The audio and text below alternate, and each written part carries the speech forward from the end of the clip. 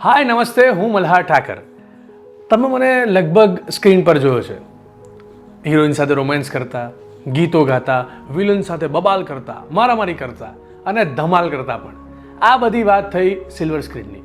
હવે હું ઓફ સ્ક્રીનની વાત કરું તો બધામાં 12 થી 14 કલાકનું શૂટિંગ, ખાવા પીવાના ઠેકાણા નહીં, અલગ અલગ time zone, back to back travelling અને હા, ફિલ્મને અને સ્ક્રિપ્ટને ધ્યાનમાં રાખીને ભૂલથી થતા પોસ્ચર્સ અને જર્ક.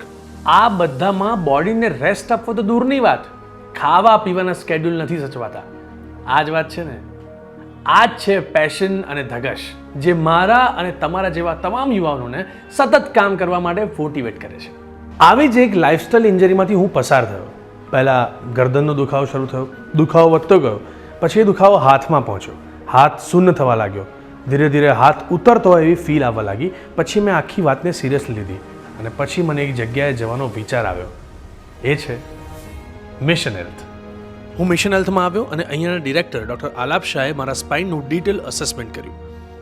એમના ડાયગ્નોસિસ પ્રમાણે મને ગરદનની ગાદીનું બલ્જ થઈ નસને પીચ થતું હોવાનું જાણવા મળ્યું, જેની માટે મારી લાઇફસ્ટાઇલ અને પુઅર પોસ્ચર કારણભૂત હતા.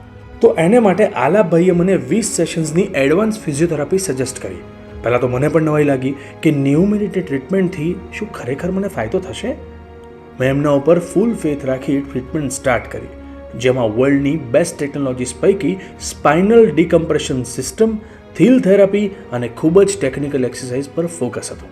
એક જોરદાર મજાનું સિક્રેટ કહું, મને જે હાથમાં દુખાવો થતો હતો, મને જે ગરદનમાં દુખાવો થતો હતો, 10 થી 12 સેશનમાં તો આઈ વોઝ ફિલિંગ ફેન્ટાસ્ટિક. બહુ જ મજા આવવા લાગી. દુખાવો ધીરે ધીરે ધીરે જતો રહ્યો અને પછી 20 સેશનમાં તો I was absolutely all right. આ તાકાત છે, આ તાકાત છે મિશન હેલ્થની.